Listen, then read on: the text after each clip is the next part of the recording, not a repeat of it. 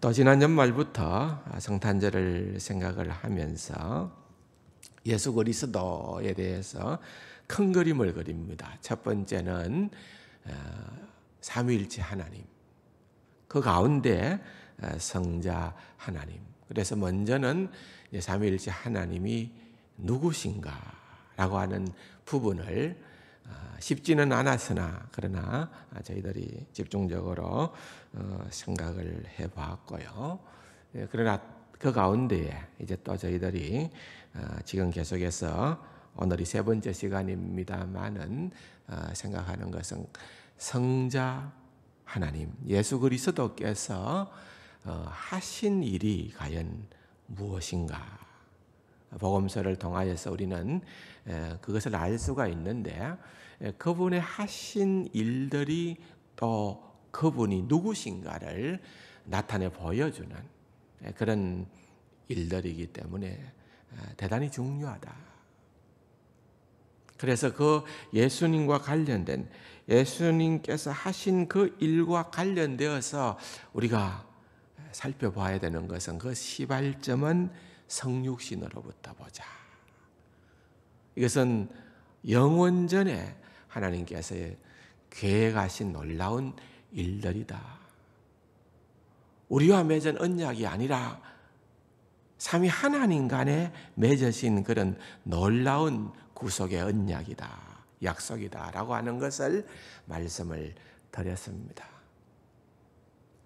그리고 송구영신 예배 때에 두 번째로 아기 예수로 이 땅에 오신 주님, 그것에 대하여서 또한 마리아의 찬양, 또한 사가랴의 찬양, 그리고 시몬의 찬양,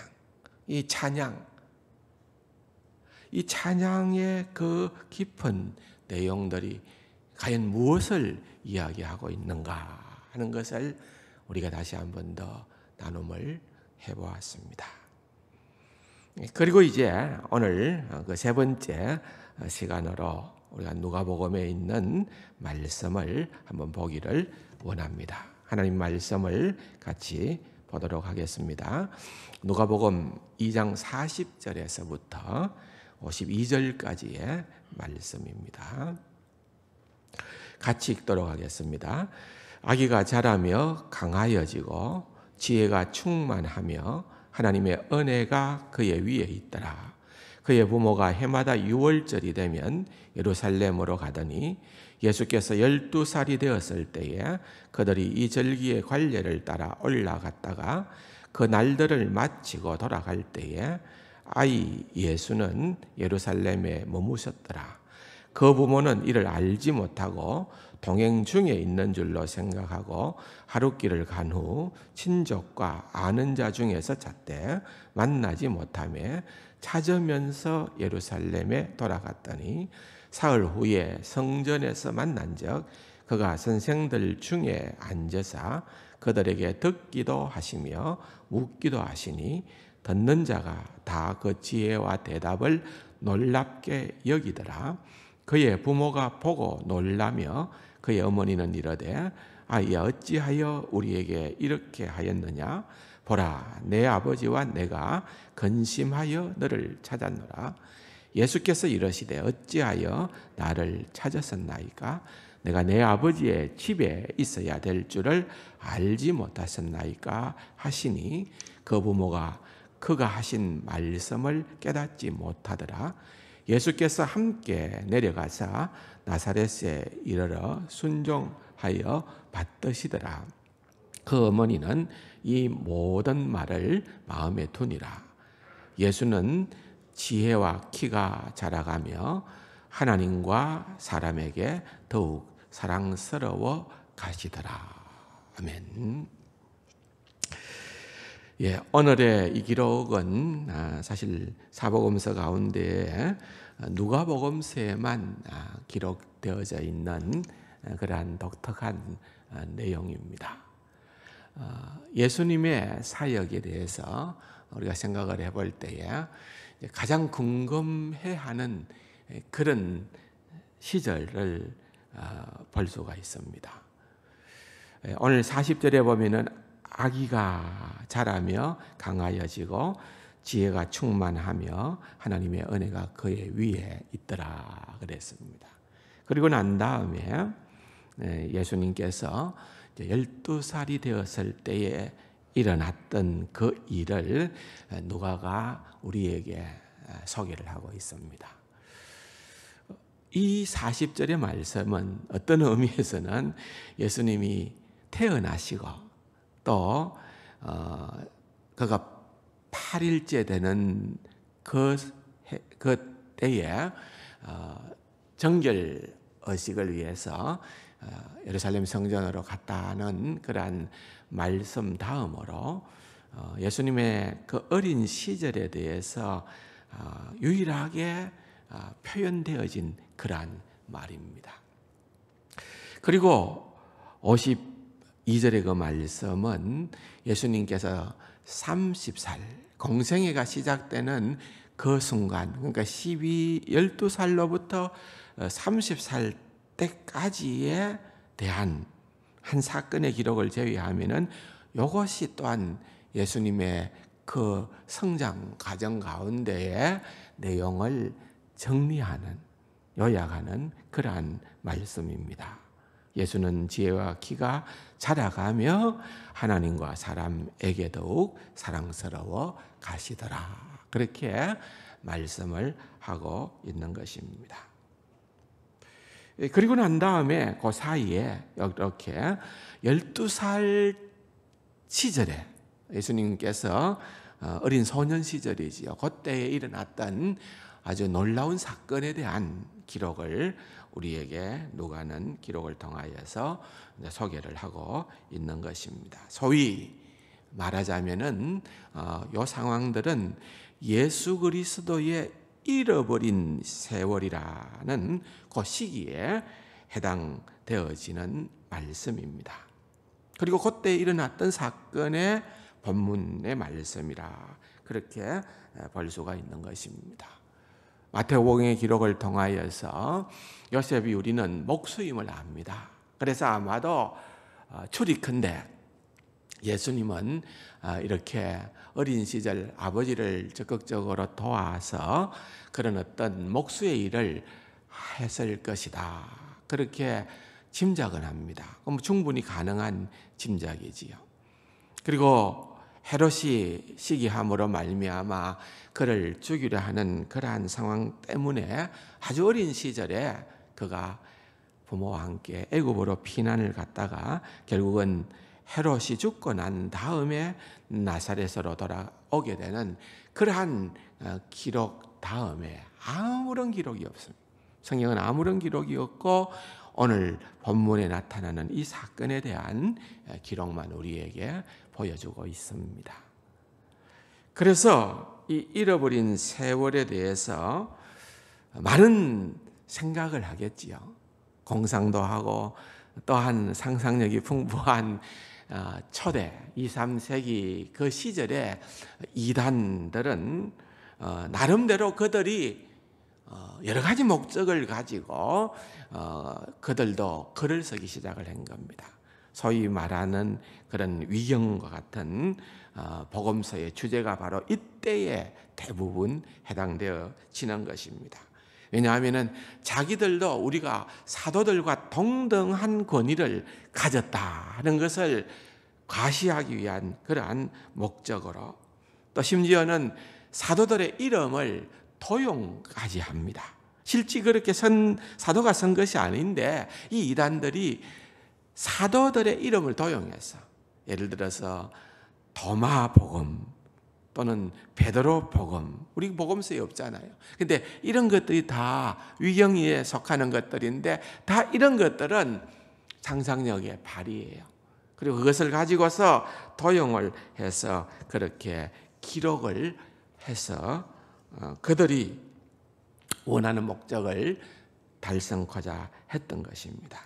물론 초대교회는 그런 책들은 어떠한 사도적 기원이 없고 정경으로서 정경을 규정하는 그런 기준이 있었거든요. 그래서 그 정경으로서의 기준에도 합당하지 않다 라고 하는 이유로 그 모든 것들을 거부를 한 것입니다. 지금도 이러한 일들에 대한 관심은 적잖이 있습니다. 예를 들면 다빈치 코드와 같은 그러한 책도 결국은 그 내용의 상당 부분이, 대부분의 출원들은 이런 위형에서부터 나온 것입니다. 위형을 읽고 그것을 갖고 그 상상력의 그러한 풍성함을 가지고서 이렇게 그를 소설을 적게 된 것입니다. 그런 위형에 나타나는 그러한 내용들을 보면은 일례로 이제 예를 들면은 예수 그리스도께서 초자연적 능력을 사소한 일에 사용을 한 예를 듭니다. 예수님이 혼자서 어린 시절 혼자서 놀다가 너무 따분하고 지겨우니까 진흙 같은 것들을 가지고서 뭔가를 만드는 거예요. 보니까 새를 만드는 거예요. 새를 만들었는데 그 만든 새에다가 생명을 넣어 주어서 그 새와 함께 어린 예수가 그렇게 놀았다. 또 그를 괴롭히던 친구들에게 하늘로부터 심판이 오도록끔 그렇게 함으로 말미암아 초능력적인 그런 불의 심판이 그들에게 오게 되어졌다. 이런 이야기들입니다.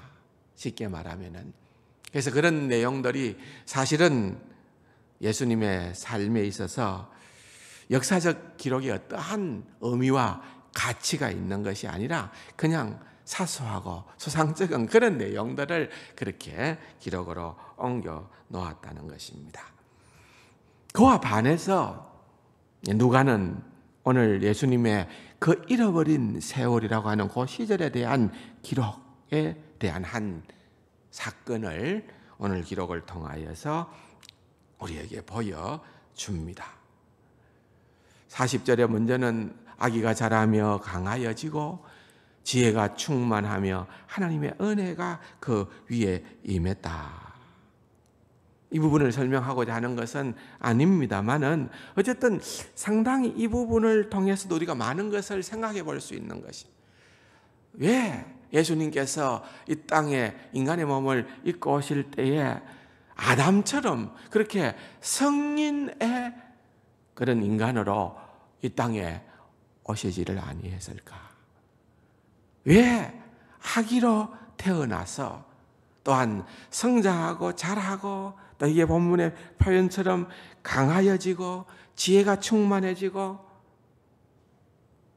하나님의 은혜가 그 위에 머무는 그러한 삶을 살았을까 하는 것도 상당히 우리가 생각해 볼 만한 아주 중요한 일들이라고 볼 수가 있는 것입니다. 그런데 오늘은 이제 그 사건에 대한 이야기를 좀 나누려고 하는 것입니다. 41절에서부터 50절까지에 나타나는 내용입니다. 아마도 이 내용은 우리가 모르는 내용은 아닙니다. 이런 일이 있었다는 것도 다 알지만은, 그러나 이 내용이 갖고 있는 그 중요성에 대해서는 오히려 좀 간과하고 소홀히 했을 수도 있습니다. 그래서 오늘 이제 이 본문의 말씀이 가지고 있는 의미를 한번 다시 생각해 보려는 것입니다. 흥미로운 점 가운데 하나는 여러분들이 이 내용을 우리가 다 읽었습니다, 방금. 그런데 여기에 보니까 참 놀라운 사실은 여러 가지가 놀랍습니다만은 그 가운데에서도 특별히 놀라운 사실은 아직 12살밖에 되지 않은 사실은 아이 예수. 사실은 또 아이 예수보다는 아이보다는 조금 더 표현을 소년 예수라 해도 괜찮을 것 같아요. 소년 예수. 왜냐하면은 유다 백성들은, 이스라엘 백성들은 성인식을 13세 합니다. 성인식을 13세 하고 성인식이 되어지면은 이제 모든 그 어떤 독립이지요. 지혜나 모든 것들이 이제는 부모로부터 독립해도 될 만한 그러한 연령이 되었다고 간주하는 그때를 13살로 봅니다. 성인식은 13살 때 합니다. 이 로마 시대에는 이 요셉과 마리아가 꼭 그렇게 했다는 것은 아니지만 보편적으로 이 로마 시대의 이 유대인들은 굉장히 조언했습니다. 10대에 남자는 평균적으로 15, 여자는 13세 결혼을 합니다. 그러니까 꼭 그 나이가 아니라 하더라도 아마도 요셉과 마리아가 결혼을 했을 나이는 10대에 불과했을 것이고, 또 예수 그리스도가 12살이 된 이때가 된다 하더라도 실은 요셉과 마리아는 아직까지 20대에 불과한 그러한 나이였다는 것이 일반적인 그런 생각입니다. 그렇기 때문에 우리가 지금 생각하는 것하고는 조금 나이에 대한 생각이 다를 수도 있습니다. 12살이 아주 아이처럼 볼 수 있는 나이는 아니에요. 12살 성년이 되기 전, 왜 그러면은 그때 성전에 요셉과 마리아가 소년 예수를, 아이 예수를 데리고 갔을까? 아마도 이제는 본격적으로 이제 성년이 되면은, 성인이 되면은 이제는 해마다 6월절이 되면은, 해마다 이런 절기 때가 되면은 3대 절기가 추가되겠습니다만은 그 가운데 가장 핵심은 6월절 아니겠어요? 6월절이 되면은 이 남자는 예외가 없습니다. 여자는 좀 달라요. 남자는 예외가 없이 다 절기를 지키기 위하여서 성전에 가야 합니다. 그런데 보통 어떻게 하느냐 하면은 그 한 해 전에, 성인이 되기 전에 한 해 전에 아이를 데리고 갑니다. 이유는 이제 이런 절기 때에 성전에 가서 거기에 6월절 같은 경우는 일주일을 머물거든요. 일주일을 머물면서 거기에서 모든 일들을 진행을 해야 되기 때문에 그러한 일들에 좀 더 익숙하도록 해주기 위해서, 그래서 1년 정도는 충분히 그 경험을 생각을 하면서 준비하여서 13살이 되어지면은 성전에 갈 수 있도록 하기 위해서 그렇게 하는 것입니다. 12살에 아이 예수가 성전에 갔습니다. 근데 이제 여차여차해서 나중에 다시 요셉과 마리아가 돌아와서 성전에서 그들의 눈에 보였던 예수 모습이 너무나도 놀라웠던 것입니다. 어떤 모습입니까? 당대의 신학자들 아니겠습니까? 이와 같은 절기 때에는 꼭 예루살렘뿐만 아니라 전국에 흩어져 있는 성경학자들이 다 성전으로 몰려옵니다. 그리고 그들이 참 열띤 그런 어떤 성경적 토론과 논의를 하는 것입니다. 특별히 유대인의 학습법은 대화식입니다. 묻고 답하는 이런 문답식의 그런 어떤 학습법이 그들에게는 주였기 때문에 그 가운데 예수님이 그들과 같이 앉아서 그런 심오한 성경적 이야기를 나누고 있다는 거예요. 이놈의 자식, 어린아이가 쓸데없는 소리 한다, 말도 안 되는 소리 한다, 좀 더 커서 와라. 그렇게 이분들이 제끼고 있는 것이 아니라 지금 3일 만에 와서 보는 예수가 그들 무리 가운데에서 그들과 더불어서 상당한 깊이 있는 그러한 대화들을 나누고 있다는 것입니다. 말하자면은 그들도 놀라운 것입니다. 정말 볼 수 없었던 그런 특별한, 소위 말하면 신동이라고 하는 그러한 이가 나타나게 된 것입니다. 우리는 여기에서 한번 생각을 해 볼 것이 있습니다. 예수님은 어떤 분인가? 비록 12살에 불과하지만은 그 예수님은 동정녀의 몸을 입으시고 성령으로 말미암아 이 땅에 오신, 우리가 그동안 삼일째 교리를 통하여서 확인했던 것처럼 참 인간이며 참 하나님이신 그분이 예수님이시다는 겁니다. 그분이 예수님이라고 한다면은 이런 일들은 어떻게 보면은 당연한 일이라고도 볼 수 있는 것입니다. 자연스러운 일이라고도 볼 수가 있습니다. 왜냐고요? 여러분 한번 생각을 해보십시오. 우리는 다 원죄를 타고난 자들입니다. 다시 말하면 아담 이후로 모든 인류는 예외 없이 죄의 영향력 가운데 있는 자들입니다. 죄의 영향력이 어떻게 발휘가 되어졌습니까? 또 지금도 어떻게 발휘되고 있습니까? 죄로 인하여서 먼저 우리의 육신은 자꾸만 연약해집니다. 병들게집니다. 죽게 됩니다. 이 모든 연약함에 노출되어져 있는 것입니다. 그것이 다가 아니지요. 육체가 다가 아니라는 겁니다. 하나님의 형상으로 지음받은 우리 인간들이 생각이나 우리의 영혼도 이 죄의 영향력에 놓여 있기 때문에 굴절되어져 있고, 우리가 계속해서 복음서와 또는 바울서신을 로마서와 같은 이러한 내용들을 통하여서 살펴보는 것처럼 우리 인간에게는 그야말로 구원받을 만한 어떠한 것도 우리 안에서 발견하거나 찾을 수 없는 그와 같은 존재가 바로 우리들이다 라는 것을 우리는 알고 있는 것입니다. 우리는 성경을 통하여서 그것을 믿게 되는 것입니다.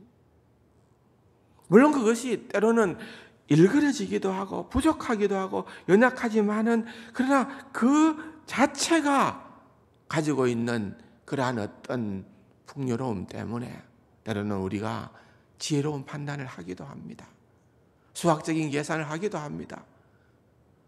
하나 더하기 하나가 둘이라는 결론을 내릴 수도 있고, 3단 논법으로 이야기를 할 수도 있고, 철학적인 논리를 가지고 따질 수도 있고, 이런 것들을 다 할 수가 있습니다. 그러나 이게 다 완벽하지 않는 겁니다.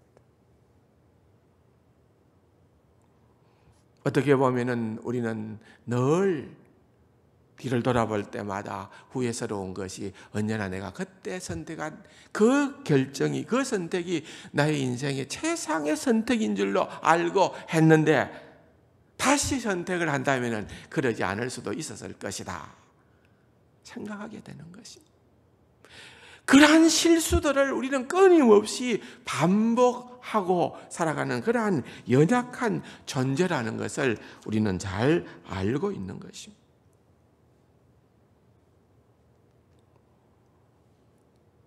동일하게 성경을 읽고 학습을 하고 공부를 하고 그렇게 하지만은 어떤 경우에 있어서는 우리의 깨달음과 우리가 내리는 결론이 전혀 상반되는 그러한 자리에도 이를 수 있는, 성경이 뭐해서 그럴까요?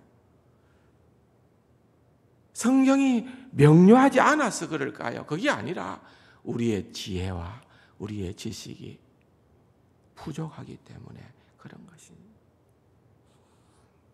뿐만 아닙니다. 여러분, 우리는 얼마나 많은 편견에 사로잡히며 살아가는 그러한 존재인지 모릅니다.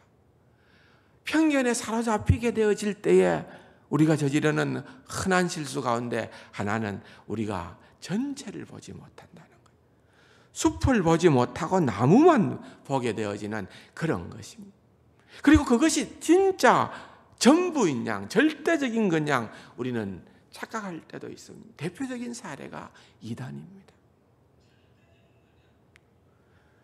이단들을 보면은요, 그들은 처음부터 그 짧은 작은 그들의 시야로만 본 그 조작된 편견으로 말미암아서 그 어떠한 정상적인 성경적 진리를 수용하지를 못하는 것입니다. 나무로 인하여 숲을 놓치게 되어진다는 것입니다. 반면에 우리 주님은 어떠할까요? 반면에 원죄가 없으신, 죄의 어떤 영향력도 없으신, 참 인간이면서 우리와 다른 유일한 인성은 그분은 죄가 없으신 분이시다. 굉장한 의미가 들어있는 이야기입니다. 그러므로 예수님께서 12살의 나이 때에 그분이 가지는 지식, 지혜라고 하는 것은 여러분 평생을 성경을 연구한 그러한 어떠한 성경의 학자들이라도 예수님과 비견할 수 있는 그러한 입장은 못 된다는 것을 우리는 생각하여 알 수가 있는 것입니다. 물론 예수님께서 이 순간에 자기 자신을 드러내고 자기 자신을 자랑하기 위해서 그렇게 성전에 계신 것은 아니지요. 나름 성경을 더 깊이 있게 논하고 배우기 위한 그러한 자세로 지난 12년 동안의 어린 시절에 예수님께서 자라시면서 지혜와 지식이 더하여 갔던 그 모든 내용의 근간에는 하나님의 말씀에 대한 배움, 그것 아니겠습니까? 그것을 더욱더 배워가고 싶은 그런 마음들을 그분은 갖고 계셨을 것입니다. 그런데 여기에서 이러한 놀라운 일들을 우리는 발견하게 되는 것입니다. 그의 부모들은 당연코 유월절 절기가 마치게 되어지니까 돌아가는 겁니다. 여러분 생각에는 어떻게 자식을 놓칠 수가 있을까? 그렇게 생각을 할 수도 있습니다. 그렇죠. 그런데 실제 그럴 수가 있는 겁니다.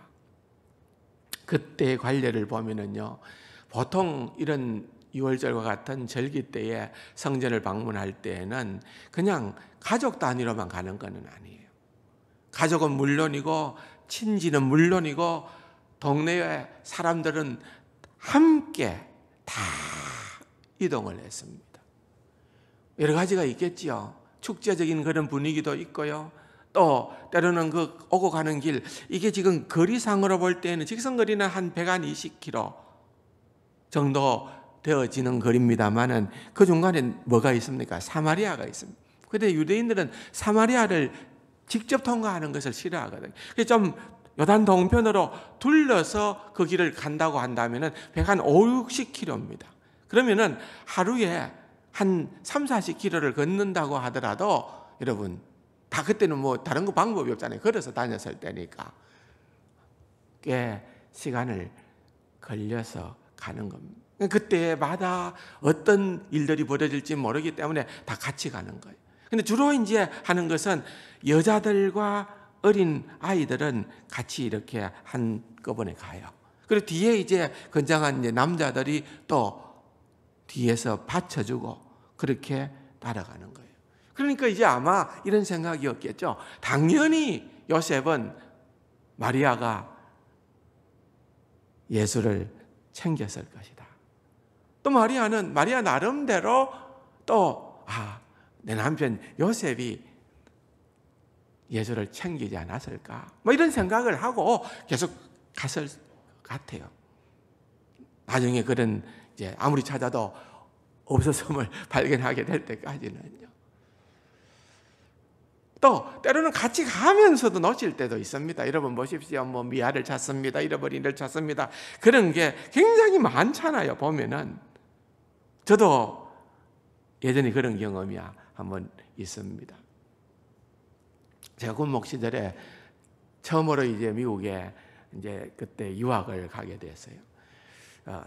콜라도 덴버로 가야 되는데 뭐 덴버로 그 당시에는 바로 가는 비행기도 없었어요. 그러니까 이제 LA로 가서 LA에서 이제 그 다음 뭐 좀 있다가 덴버로 가는데 LA 도착을 하니까 이제 저보다 군목 한 해 후배인데 일찍이 거기 미국에 와서 공부하는 그런 이제 후배도 있었고 또 거기 아는 분들이 모처럼 이렇게 왔다고 저희들이 제일 먼저 데리고 그 다음 날 데리고 구경시켜준 데가 디즈니랜드였어요. 디즈니랜드. 처음 말로만 듣던 디즈니랜드에 갔습니다. 그때 이제 우리 둘째가 아주 어렸어요.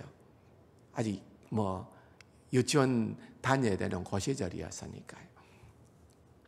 근데 디즈니랜드 가서 뭐 잠깐 한눈 파는 사이에 둘째를 잃어버렸어요. 지도 말 잘 못하고 우리도 말 잘 못하고 사람들은 전부 다 거의 다 낯선 사람들이고 굉장히 당황스럽더라고요. 수많은 사람들 속에서 이 아이를 어떻게 찾아야 되는가. 여차여차해서 하여튼 은혜로 찾았습니다. 잃어본 경험이 있으니까 잃어보는 거는 이거 진짜 잠깐이로구나. 순간적으로 그렇게 되는 경우들을 보게 됩니다. 오늘 본문은 그런 사건은 아닙니다만 어쨌든 이렇게 잃어버리게 된 것이지요. 그리고 난 다음에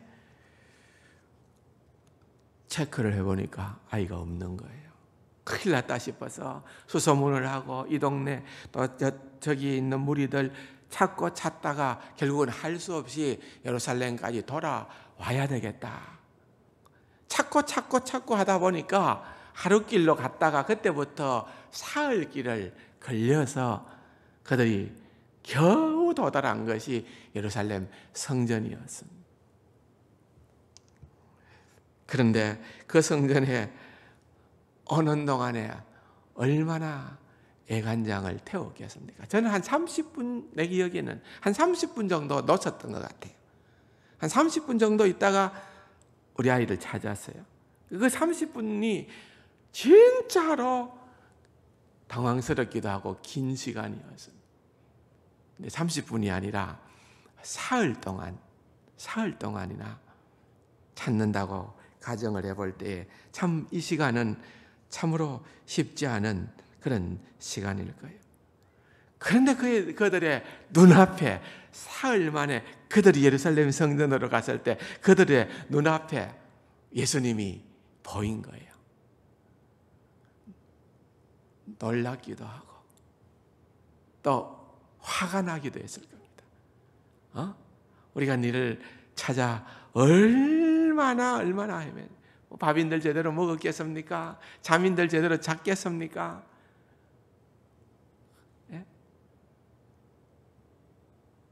발이 퉁퉁 붓도록 또는 정말 입이 터지도록 그렇게 찾았지 않았겠습니까? 그래서 48절에 보면은 그의 부모가 보고 놀라며 그의 어머니는 이르되 아이야 어찌하여 우리에게 이렇게 하였느냐? 어찌해서 우리에게 이렇게 하였느냐? 너무 우리를 근심하게 했다 그 말인 것이. 그런데 거기에 대한 예수님의 답변, 사실은 49절에 나옵니다마는 이 49절에 나타나는 이 내용은 예수님께서 공생애를 시작하기 전에 유일하게 기록을 통하여 우리에게 밝혀주고 있는 예수님의 언어입니다. 그렇잖아요? 유일한 언어입니다. 예수께서 이르시되 어찌하여 나를 찾았었나이까? 내가 내 아버지의 집에 있어야 될 줄을 알지 못하셨나이까? 오히려 예수님께서 반문을 하는 겁니다. 왜 나를 찾았습니까? 내가 아버지의 집에 있어야 될 줄을 몰랐습니까? 아마도 큰 소리는 아니었겠지만은 공손한 그러한 태도였겠지만 나름 거기에는 상당한 어떤 의미를 부여하고 있는 것입니다. 생각해 보십시오. 마리아는 또한 마리아를 통해서 그 모든 예수님을 주목하고 있었던 요셉은 그동안에 예수님의 탄생에 대한 심상치 않았음, 수태고지를 비롯해서 많은 특별한 계시를 천사장 가브리엘을 통하여서 또는 목자들을 통하여서 또는 동방의 박사들을 통하여서 사가랴와 시몬과 안나를 통하여서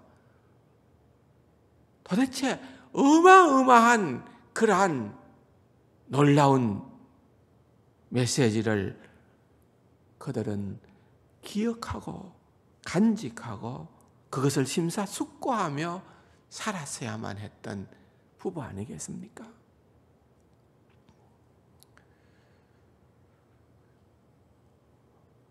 지금 자라가고 있는 이 예수의 운명과 마리아는 끊임없이 그에게 들려졌던 그러한 위대한 그러한 계시의 말씀들 기억을 하시겠습니까? 그 시몬의 그러한 계시 가운데에서 칼이 내 마음을 찌르듯 하리니 이 도대체 무슨 의미일까? 이 땅의 메시아로서 기름 부은 자로서 그토록 기다렸던 그분이 때가 되매 그리스도로 오시게 되었다는 그러한 놀랍고도 기쁜 소식을 그가 듣고 그것을 새기고 있었는데 또 다른 한편에서는 복합적인 메시지가 있는 거예요. 내 마음을 칼이 찌르듯 하리니 저 아이가 도대체 어떠한 삶을 살아갈 것이기에 이러한 예언이 나에게도 주어지는가 생각했을 것입니다. 무슨 일이 일어날까? 무슨 일을 하고 있는가? 49절에 주님이 말씀하십니다. 내가 내 아버지의 집에 있어야 될 줄을 알지 못하셨나요? 모르겠습니다. 내가 내 아버지 집에 라고 했을 때 이 아버지 집을 그냥 육신의 아버지의 집이라고 마리아가 생각했을까요? 그럴 수도 있었을 겁니다. 그가 어떻게 생각했던지 간에 예수님께서 말씀하시는 이 내용은 내가 내 아버지의 집에, 내가 이 성전에, 여러분 예수님은 예수님의 전생애를 통하여 하나님을 향한 호칭이 아버지였습니다. 지금 영적인 아버지에 대한 이야기를 하고 있는 것입니다. 내가 하나님의 아들인 것을 당신들이 모르느냐 이 말입니다. 삼일체론을 하면서 말씀을 드렸습니다. 우리는 생각할 때 아들이라고 할 때에는 그것은 어떤 출생, 기원, 시작에 대한 그런 어떤 의미로서 아들을 생각하기에 되는데 그것이 아니라 신분에 대한 얘기라는 것을 유대인들이 얘기할 때 아들이라고 하는 그 말은 신분이라고 하나님과 동등한 그래서 하나님의 아들이라는 것을 주장하기 때문에 이스라엘 백성들은 신성모독죄로 네가 어떻게 하나님이라고 하느냐는 거예요. 신성모독죄로 예수님을 벌하려고 분노했던 것입니다. 왜? 그들의 의식이 그겁니다. 우레의 아들, 예수님의 제자 가운데에서 우레의 아들이라 할 때에 그의 아버지가 우레가 아니라 우레의 아들이라는 말은 우레와 같은 그런 어떤 성격의 아들이라는 그 말이에요. 바나바, 권위자, 위로자, 권위하는 자의 아들, 권위의 아들, 이렇게 얘기해요. 권위의 아들. 그러면은 바나바의 아버지가 권위자라는 말이 아니라 바나바라는 인물이 바로 권위하는, 위로하는 자라는 의미라는 거예요. 아들의 의미가 그런 의미라는 거예요. 아들의 의미. 그렇기 때문에 내가 아버지의 집에 있다는 것, 내가 곧 하나님의 아들이라는 것, 내가 곧 하나님이라는 것, 내가 내 아버지의 집에 있어야 할 줄을 알지 못했느냐, 그 말인 것입니다. 예수님은 그분이 성자 하나님으로서 성부 하나님으로부터 부여되어진 그러한 임무를 수행하시기 위해서 이 땅에 오신, 그런 의미에서는 종속입니다. 성령 하나님도 마찬가지입니다. 그 놀라운 구원의 역사를 우리에게 적용시키는 그 일을 완성하시는 분은 성령 하나님.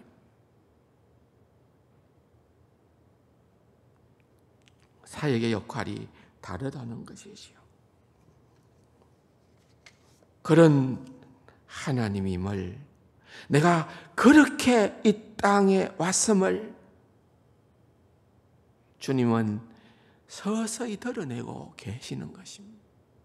그리고 그것을 마리아와 요셉으로 하여금 인식하게끔 해 주는 것입니다.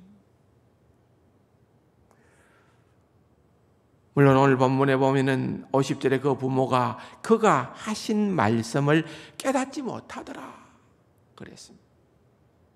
그러나 아마 많은 생각을 했을 거예요.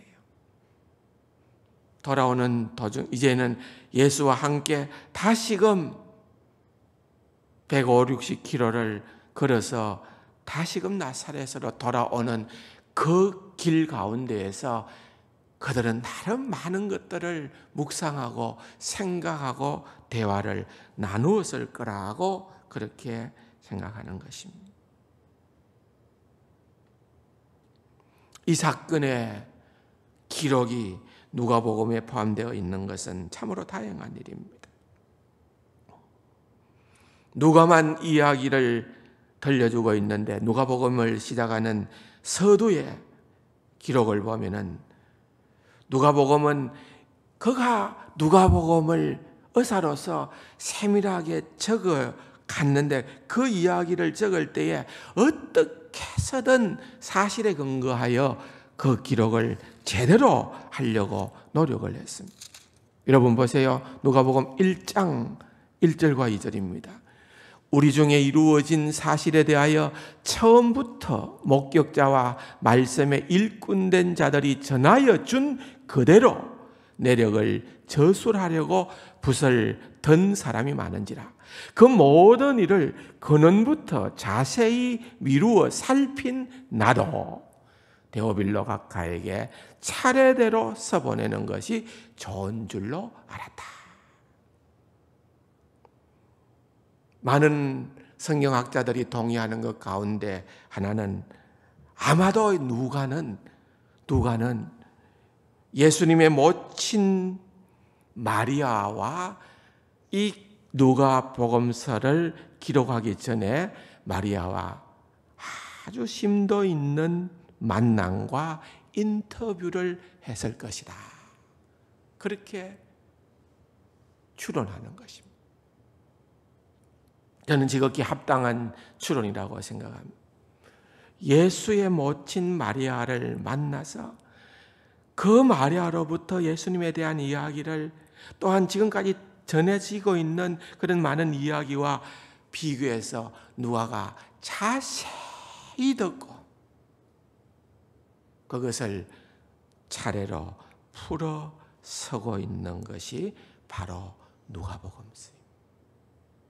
그런 가운데 예수님의 공생애를 시작하기 전 생애 가운데에 한 중요한 사건의 기록을 오늘 본문을 통해서 우리에게 소개를 하며 예수가 어떤 분인가, 예수가 어떤 분인가 하는 것을 우리에게 보여주고 있다는 이 사실이 또한 기록된 성경의 중요한 의미라는 것을 다시 한번 기억을 하시면서 여러분, 올 한 해는 우리가 성경을 통독하자.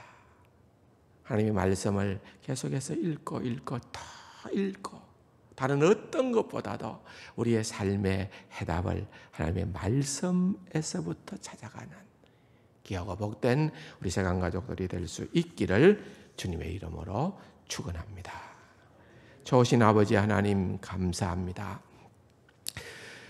주님을 알아감이 얼마나 우리에게 큰 소망인지요.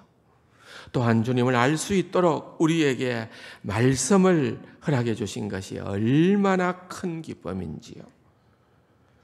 참으로 어렵고 힘든 시기라 하더라도 주님 오히려 더 하나님의 말씀에 집중하여 이 크고 놀라운 비밀을 알아가고 깨닫는 귀하고 복된 우리 세간 가족들 되게 하여 주옵소서.